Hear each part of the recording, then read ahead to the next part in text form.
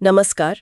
आज हमारे सामने एक यूट्यूब वीडियो की ट्रांसक्रिप्ट है और ये ईरान और इजराइल के बीच जो तनाव आजकल चल रहा है उसी पर है। हाँ बिल्कुल, काफी गर्मा गर्म माहौल है वहाँ। सही कहा।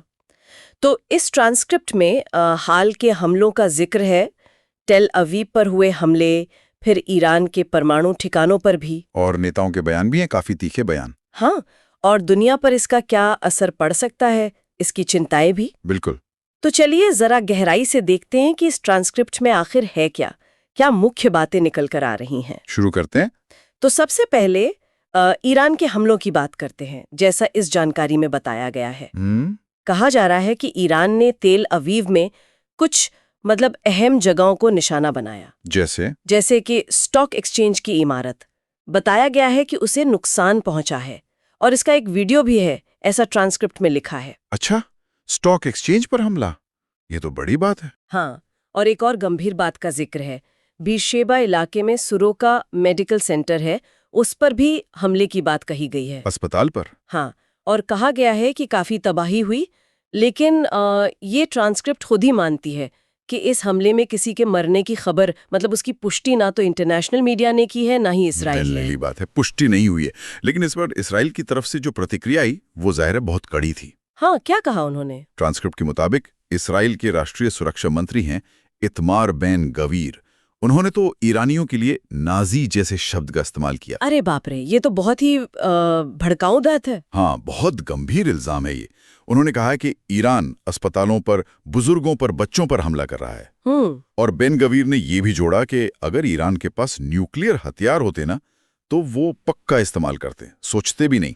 और इसीलिए उनका कहना है कि इसराइल का जवाब देना बिल्कुल जायज है। ये तो बहुत ही तीखी भाषा है। और भी किसी ने कुछ कहा? हाँ, इसी तरह की बात रक्षा मंत्री इजराइल काट्ज ने भी कही है। उन्होंने ईरान के सुप्रीम लीडर खामेनेई को डरपोक तानाशाह कहा। अच्छा। और इल्जाम लगाया कि वो जानबूझकर इजरायली अस्पतालों और घरों पर हमले करवा रहे हैं। और ट्रांसक्रिप्ट में ये भी है कि काट्ज और प्रधानमंत्री नेतन्याहू दोनों ने सेना को ऑर्डर दिया है कि ईरान के जो स्ट्रैटेजिक ठिकाने हैं उन पर हमले और तेज कर दो। तो एक्शन का रिएक्शन, दोनों तरफ से चीजें बढ़ रही हैं। बिल्कुल। अच्छा, ये तो हुई ईरान के हमलों और इजरायली प्रतिक्रिया की बात, लेकिन कहानी का दूसरा पहलू भी होगा। क्या इजराइल की तरफ से हुए हमलों का भी जिक्र है इस ट्रांसक्रिप्ट में? हाँ, बिल्कुल है। ट्रांसक्रिप्ट बताती है कि इजराइल ने भी पलटवार किया है, खासकर ईरान के परमाणु ठिकानों पर। परमाणु ठिकानों पर? हाँ, इसमें ओपन सोर्स इंटेलिजेंस का हवाला दिया गया है, वो जानकारी जो पब्लिक डोमेन में होती है, सैटेलाइट इमेज वगैरह से। ठीक। तो उसके हिसाब से करीब 40 इजरायली फाइटर जेट्स ने ईरान में कई मिलिट्री ठिकानों पर हमला किया। 40 जेट्स? काफी बड़ा ऑपरेशन लगता है। हाँ, और इसमें अराक और नतान्स के परमाणु ठिकाने भी शामिल बताए गए हैं। ट्रांसक्रिप्ट में ये नोट भी है कि अराक वाला शायद अभी निष्क्रिय है, लेकिन नतान्स एक एक्टिव साइट है। तो ये तो सीधे परमाणु कार्यक्रम पर निशाना हुआ। लगता तो यही है। लेकिन एक मिनट, आपने पहले वो सुरोका अस्पताल वाली बात बताई थी। हाँ। ट्रांसक्रिप्ट में उस पर और कुछ है क्या? क्योंकि ये थोड़ा अजीब है कि एक तरफ अस्पताल पर हमले की बात है, दूसरी तरफ परमाणु ठिकानों पर। हाँ, और यहीं पर ये ट्रांसक्रिप्ट एक, कह सकते हैं, विरोधाभास दिखाती है। एक तरफ तो वो सुरोका अस्पताल पर हमले की निंदा कर रही है, ठीक है, लेकिन फौरन बाद वो ये दावा भी करती है कि इजराइल ने खुद गजा में कई अस्पतालों पर हमले किए हैं। इसमें नाम भी दिए गए, नासिर अस्पताल, यूरोपियन अस्पताल और अल अहली अस्पताल। गजा के अस्पताल। और अल अहली अस्पताल वाले हमले में तो 500 से ज्यादा मौतों का आंकड़ा भी दिया गया है ट्रांसक्रिप्ट में।